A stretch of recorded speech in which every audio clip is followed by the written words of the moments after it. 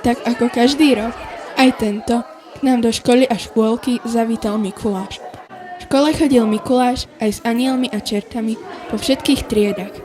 Deti v škole si vyslúžili odmenu tým, že zaspievali nejakú pesničku. Ako odmena bol balíček plný dobrôt.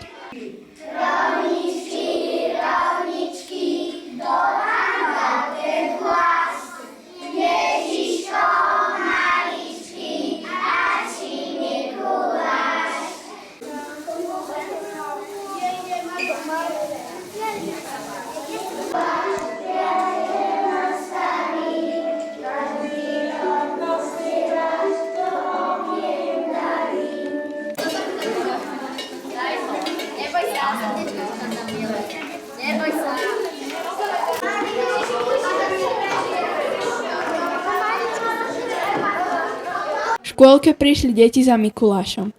Pre deti boli pripravené 3 stanovištia s rôznymi úlohami. Aj oni po absolvovaní súťaží dostali sladkú odmenu od Mikuláša. Myslíte si, že je dobré, že sa tento sviatok oslavuje aj v škôlkach a nie len doma? No samozrejme, deti majú obrovskú z toho radosť. Doma možno túto radosť nezažijú, pretože doma si nájdú darčeky v čižmičke a tu vlastne naozaj vidia toho Mikuláša a toho čertíka. A možno aj nejaký rešpekt a nejaký zlom nastane u detí, že, ja neviem, začnú lepšie papať, prestanú používať cumlík alebo také niečo. Ako sa oslavoval tento sviatok, keď ste boli malá? No ja ako z detstva mám veľmi krásne zážitky. U nás na dedine bol taký zvyk, že chodili Mikulášovia a čerti. No a chodili po domoch, mali zabalené oriešky v pozlátku, cukričky mali v košičku a už kto podľa finančnej situácie, aké peňažky mal, tak do pokladničky im hodil nejaké korunu, 2 koruny, 3 koruny a vlastne tak si nejaké peňažky deti nazberali a mali z toho aj oni radosť. Sice je to sviatok určený hlavne pre deti, ale našli ste si aj vy nejaký balíček? No samozrejme, u nás už večer chodil Mikuláš, dostala som v takej krásnej papierovej veselej čižmičke sladkosti, nejaké oriešky, nejaké ovocie. Bol si poslušný alebo neposlušný? Poslušný. A bojíš sa čerta? Bola si poslušná alebo neposlušná? Bola som veľmi poslušná. A bojíš sa čerta? Trošičku. Bol si poslušný alebo neposlušný? Poslušný.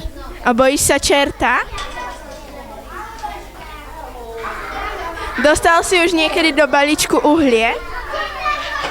Do balíčku? Nie. Aké aktivity boli pre deti pripravené? No tak väčšinou to bolo skladanie Mikuláša z papiera, alebo skladanie čísel, alebo čerti, ktorí predvádzali nejaké aktivity, napríklad nejaké súťaže, alebo anielici, ktorí pomáhali skladať abecedu z pucle. Z pucli. Aké boli reakcie detí, keď ste vošli do tried? No tak, väčšinou sa zľakli čertov, ale tak boli šťastní z toho, že vidia aniela, že ich môžeme kresliť a keď dostali cukríky, tak to bolo úplne najlepšie pre nich. A zaslúžili si všetky deti odmeny, alebo len niektoré? No tak niektorí nespievali, niektorí sa trochu hanbili, ale niektorí tedy boli fakt úžasné, že sa hneď zapojili do toho spevu a nahlas spievali, že sa vôbec nebali. Aké aktivity boli pripravené pre deti v škôlke? No tak v našom stanovišti, čo sme mali v zborovni, tak mali pospájať farbičky so štipčekami a počtu predmetov. Čertík, ako vnímaš tento deň? No tak, ako vyzerá tento deň? Tento deň vyzerá tak, že deti majú proste takú bujnú predstavivosť a predstavujú si aniela, čertika a že príde Mikuláš, teda najhlavnejšia postava do triedy a rozdá im darčeky. Je to akože aj taký deň, kde si aj my, starší, môžeme spomenúť na Mikuláša, keď sme to ešte my prežívali. Našla si aj ty nejaký balíček?